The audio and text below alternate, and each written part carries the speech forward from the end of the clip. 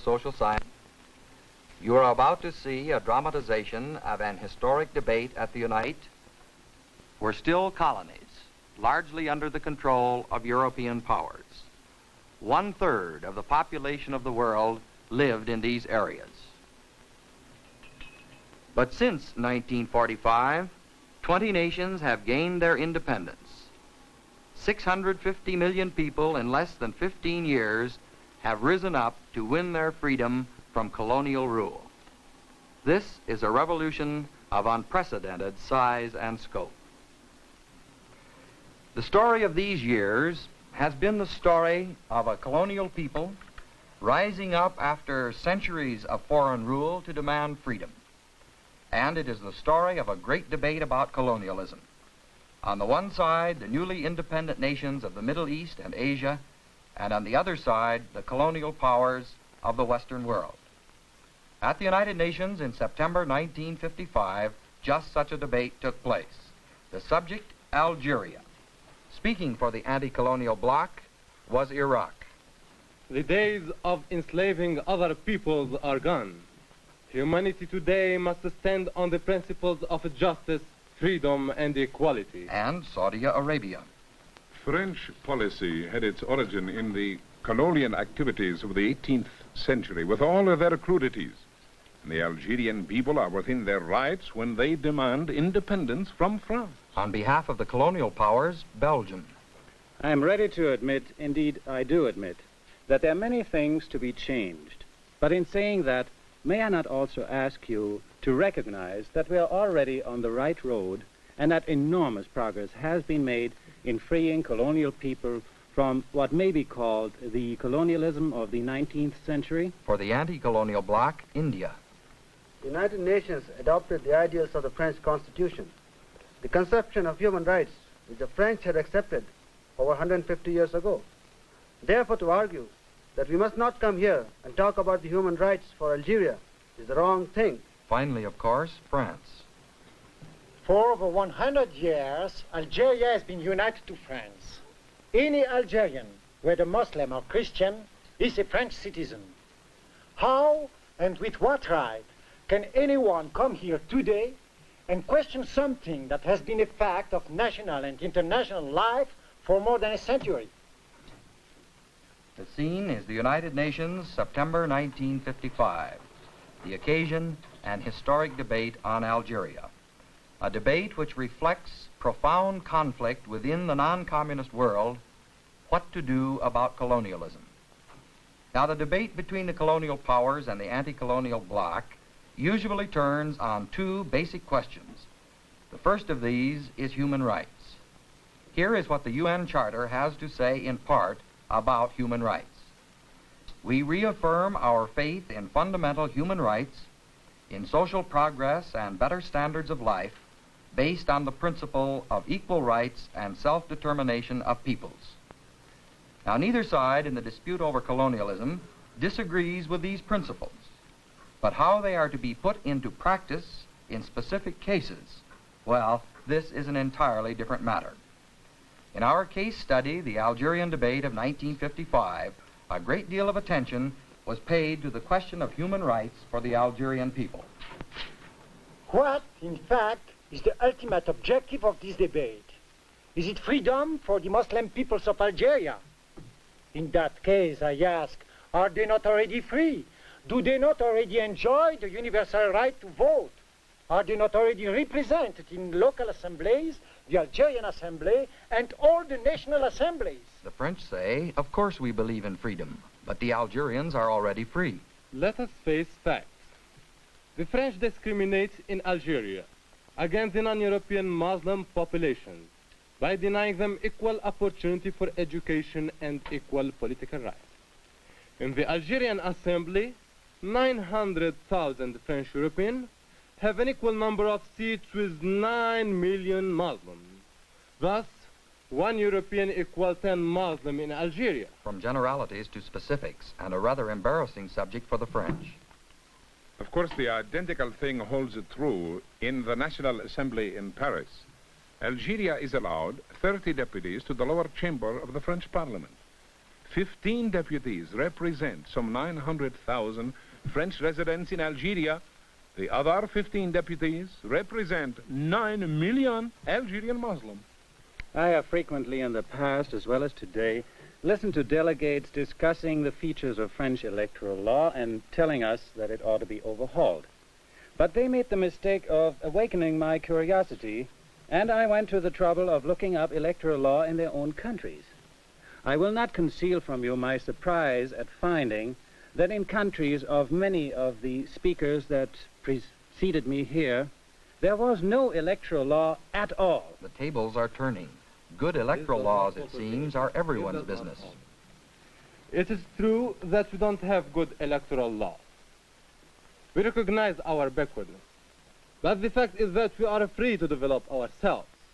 And it is this blessing of freedom that is most fundamental and basic for all the people who wish to develop themselves as a human being worthy of that name.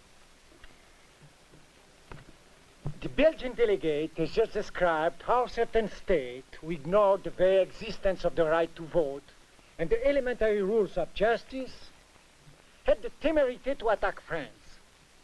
France will not tolerate insults or slanders against its civilizing work at a time when countries still exist in which minorities are subjected to cruelly discriminatory treatment, where abject poverty is fatalistically accepted, where the illiteracy rate is as high as 80%, and the infantile mortality rate, unfortunately, in the region of 800 per thousand. Let these countries appeal to the United Nations for guidance and assistance in the efforts which it is their duty to make at home. Therein lies the true mission of the United Nations. It is through constructive work that it should expand its activities. Adroitly, the colonial powers have turned the discussion to an area where France's record is rather good. One thing has astonished me in this debate. To listen to certain representatives, one would think that there's only one single human right, the right of a people to political independence. Now, far be it from me to deny for one moment the importance of that human right. But the right of a people to political independence is not the only right that must be guaranteed. Amongst those rights, we must include common justice and also, of course, social justice. I hope the Belgian delegate will open the Charter at Chapter 11 and read along with me Article 73, which reads, to develop self-government, to take due account of the political aspirations of the people, and to assist them in the progressive development of their free political institutions according to the particular circumstances of each territory and its people and their varying stages of advancement. It is our obligation to see to it whenever dependent people are mature and call for self-determination and freedom, these organizations must assist them. We have returned to the question of political independence. Listen to the French delegate. Much has been made of the fact that there are peoples in Algeria who differ in race, language, and religion from the population of continental France. And the conclusion has immediately been drawn that to be free, these people must be separate. This is a strange argument. Are we to understand that it is impossible for men of different races and religions to live together in peace as citizens of the same state? Could anyone in this forum wish to champion racial theories or provoke religious fanaticism? Of course not. We believe, and millions of people throughout the world share our belief, that it is possible for the Algerians and us to live side by side in peace, closely united in a single political organization. But the real fact of the matter can be put quite simply. There are two people in Algeria, the French and the Algerians. And while the Algerian is fighting for liberation, France is using brutal repressive measures to quell this urge for freedom. Everyone is in favor of freedom and justice. But how to achieve these rights is the first basic issue in the dispute over colonialism. The second issue is the question of jurisdiction. To whom does the colony rightfully belong? Now, this is very important. For one thing, if it can be shown that a colony rightfully belongs to the colonial power, in this case France, then the international community and the UN has no business discussing the question. The UN Charter puts it this way: the United Nations is not authorized to intervene in matters which are essentially within the domestic jurisdiction of any state. Now, just as everyone believes in human rights, so everyone believes in the principle of domestic jurisdiction. The principle, that is, that each nation ought to run its own internal affairs. But the real question is, how do you decide whether or not a colonial power exercises legitimate jurisdiction in its colony? In the Algerian debate of 1955, colonial and anti-colonial powers struggled with the question of jurisdiction, and once again were sharply divided. My statement will be brief, but very direct. Since 1830, that's for more than 120 years, Algeria has been an integral part of French territory.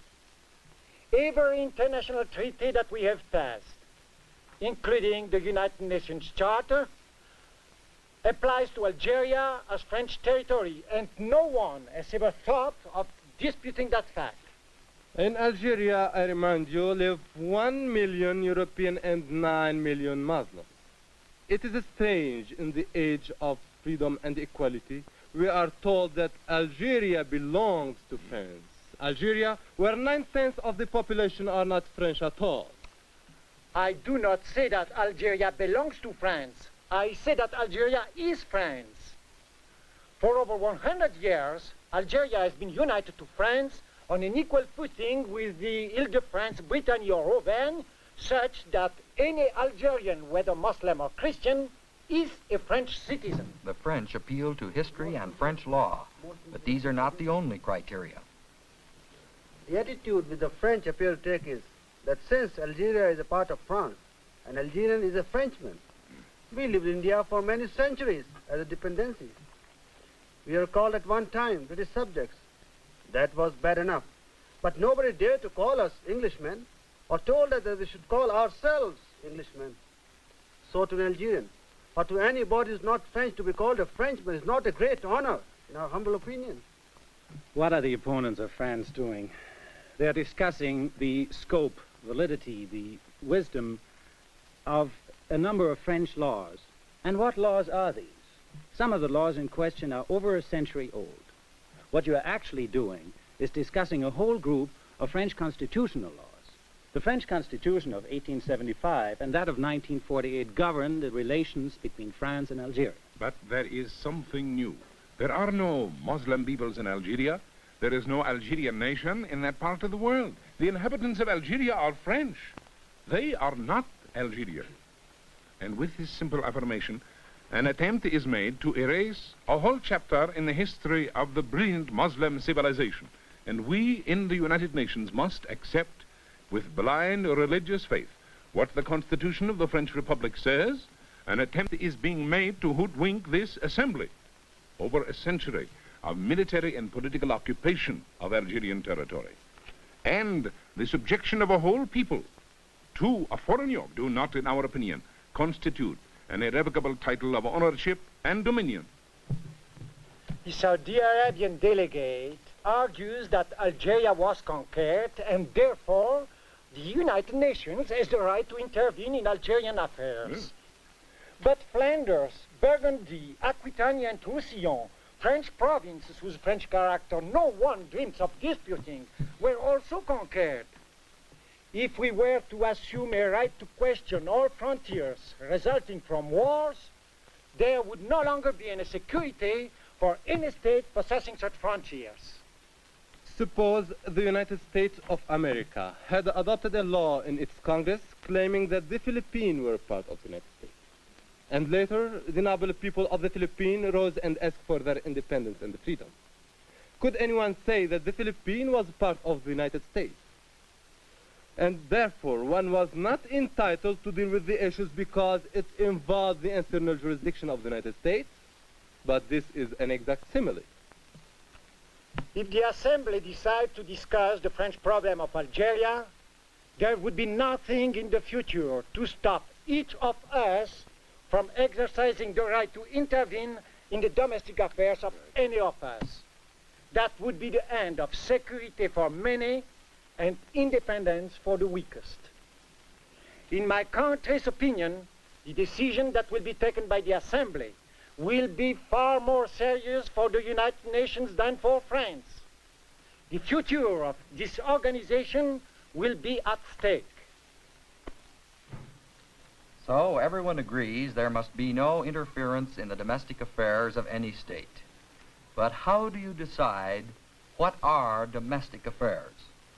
France attempts to prove that the Algerian question is her own business. A century of history and 100 years of French law prove that Algeria is French. The anti-colonial bloc, on the other hand, insists that this is not just a squabble within the French household. History and law, they argue, do not make an Algerian Muslim a Frenchman if he doesn't choose to be one. So how do you decide whether or not a colonial problem is a domestic dispute or one which it is legitimate for the international community to discuss and to act upon? Human rights and domestic jurisdiction, everyone agrees with these ideas in principle. However, in their practical application, there is profound disagreement. Inevitably and ominously, the debate now moved toward a complete impasse. We come now to the next aspect. Even if we were entitled to discuss this, and if we're not committing a breach of the rules in discussing it, should we discuss it? That is a very legitimate question to ask. Is it politically wise? What are the gains and the losses? Let me say, we of India would be belying our own liberation if we leave behind too often and still await liberation. In the United Nations, there are at least 20 or 22 states who would not be here if the argument raised by France prevailed. The whole basis of their existence stands challenged. That is to say, if an empire cannot be overthrown, if a conqueror cannot be displaced, if lost liberty cannot be rewon, then very few of us will have a place here. I think the discussion of the Algerian question will assist in allowing some of the pent-up steam to be released without explosions. It will give the Algerian people some confidence in that the other people are thinking of them. After 3 or 4 weeks of discussions, what could we say? We could say that the Algerian problem has disturbed us. We could ask the French government to take urgent steps to deal with it. We could ask it to seek a peaceful solution acceptable to the majority of the Algerians. That is the most we could do. What then is the object of all this debate? Why must all this political wisdom, all this human sagacity be mixed with so much emotion, so many insults, so many wounding remarks? When my people read daily in the press that their brethren in Algeria who are both Arab and Muslims are being dealt with by helicopters, by airplane, by French armed forces, that so many Algerians have been shot and that so many villages have been destroyed, what would one expect the repercussions to be concerning the relations of my people with the people of France?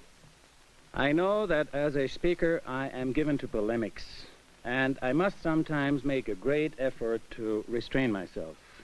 But I must admit that what I have witnessed here today, I am saying it as kindly as possible without raising my voice, has struck me as bizarre.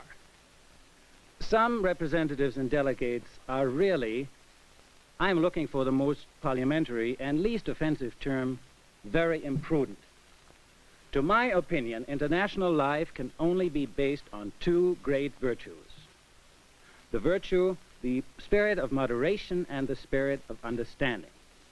There's no international question in which one country is entirely right and the other entirely wrong. The truth is quite otherwise.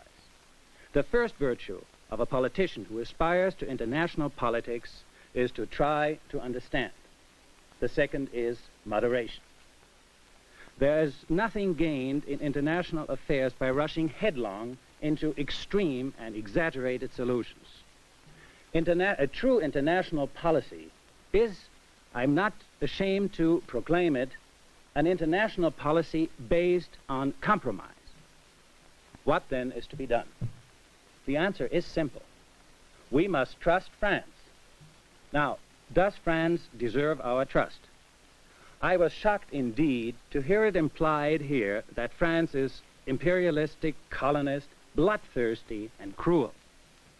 I do not say that all the pages of French history are equally fine, but where is the country that has bestowed on mankind so many and such diverse benefits, intellectual, scientific, and political? And before condemning such a people outright in thoughtless terms, the critics should pause and reflect upon the long tradition of a glorious past. My delegation regrets to say that we have had no evidence that France deserves our trust. We have little confidence in any act of France with regard to Algeria, and it would do the United Nations no honor to ignore the appeal for justice by the Algerian people.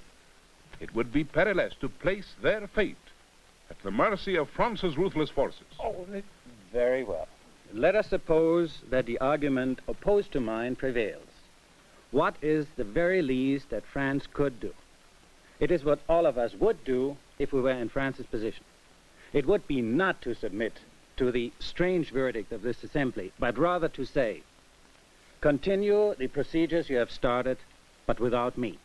I contest your jurisdiction, and I am leaving. And whatever you decide then without France would be nothing more than beating the air. This was the debate on Algeria in the United Nations in September 1955. Both sides were now embittered. France accused the UN of unjustified interference in her internal affairs. The anti-colonial bloc accused France of unjustified colonialism, of using methods of force and repression, and insisted that it was the duty of the UN to call attention to these injustices. In the United Nations General Assembly, tensions mounted rapidly. The issue was finally put to a vote. The exact question was, should the Algerian dispute be placed on the agenda of the General Assembly? 28 nations voted to include the Algerian item. 27 voted against placing Algeria on the agenda. The anti-colonial bloc had won its fight for the moment. Then Monsieur Pinet, the head of the entire French delegation, mounted the rostrum. He stunned the assembly. This historic debate on Algeria took place in September 1955 and continued with increasing bitterness in the years which followed. It illustrates one of the most important results of the revolution in the colonial world, the depth and the intensity of the conflict between the colonial powers of the West and the newly independent nations of Asia and Africa. This conflict divides the non-communist world, weakens the Western community, and threatens peace. Well, what can be done about it? First, most reasonable men will agree that in this debate neither side is fully right nor completely wrong. Subject people are demanding the right to run their own affairs, and this is natural and inevitable. Most people who believe in democracy will agree that this demand is just. However, it must also be pointed out that it is no small matter to disrupt the institutions of government and society which have been developed over centuries. Second, most students of the colonial problem feel that a colonial power must realistically and responsibly prepare its colonies for self-rule. They must train leadership. They must develop a stable economy. And third, many feel that the colonial powers in general will not put forth energetic efforts to develop responsible self-rule unless they are forced to do so by the fear of violence. The anti-colonial bloc, on the other hand, must recognize that preparation for self-rule requires time, and that no one will gain if through the use of force a colonial people achieves self-rule before it is prepared for it. One conclusion certainly seems certain. There will remain serious differences between the colonial and anti-colonial worlds for a long time to come. That is why, in the words of the Belgian delegate, restraint and moderation are so necessary. For without restraint and without moderation, The colonial revolution will tear the free world apart and